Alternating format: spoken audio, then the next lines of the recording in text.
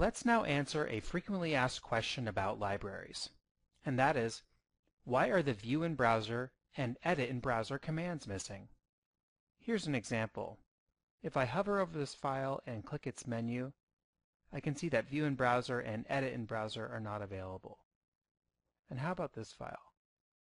Yep, View in Browser, Edit in Browser, not available. What's going on here? Well, this can happen for a few reasons. Reason number one, the Office web apps are not installed. Currently, there are 4 Office web apps: the Word, Excel, PowerPoint, and the OneNote web app. If your administrator has these installed on the server, then you'll see these commands. So if I go to a site that I know has the Office web apps installed, and I hover over this file and click, sure enough, View in Browser, Edit in Browser available. So what do you do if they're not installed? You click the link to the file, and you'll get a choice. You can either open the file as read-only in the program, or you can edit the file in the program. Here's another reason why the View in Browser and Edit in Browser commands may not be available. And that is, the file you're working with isn't a Word, Excel, PowerPoint, or OneNote file. For example, here's a Microsoft project file, and if I hover and click, I can see that View in Browser and Edit in Browser are not available. And that's because there isn't a project web app at the moment. But we can certainly edit in Microsoft Project. We'll click this, click OK. And now we can make our changes in Project. And when we save, the changes get saved to the library. And that just works great. So bottom line, if there isn't a web app for a particular file type, you'll have to edit it in the program. And that's true for Visio files and also Publisher files.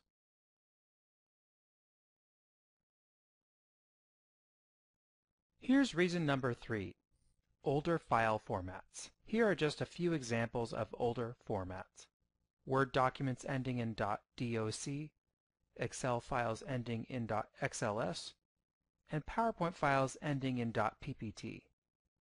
These are all older file formats, so View in Browser and Edit in Browser may not be available for these kinds of files. So for example, let's take a look at an older Word file. In fact, if we hover over this older Word file here, over this icon, we'll see the file name, oldsalesplan.doc. .doc is an older format, so if we click its menu, we'll see that View in Browser is available, but Edit in Browser is not available. That's because this is an older file format.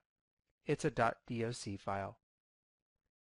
Same thing goes for this Excel file here. If we hover over its icon, we'll see that it says oldsalesreport.xls. And if we click its menu, both View in Browser and Edit in Browser are missing. However, newer file formats work great with the web apps.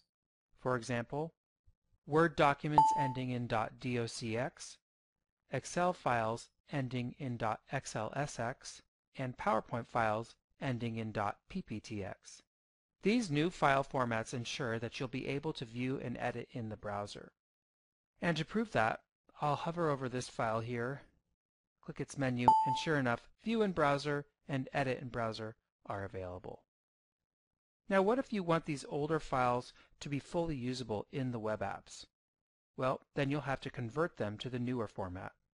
For example, you'll have to convert this .doc file to a .docx file. Now how do you do that? Well, you edit it in the program.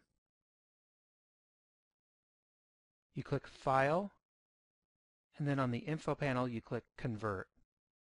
You'll get a message that this action will convert the document to the new file format, which is what we want, and that the layout may change. I'm going to click OK here for 2 reasons. One, I know that the layout of this file isn't particularly complex, so the conversion will probably go just fine.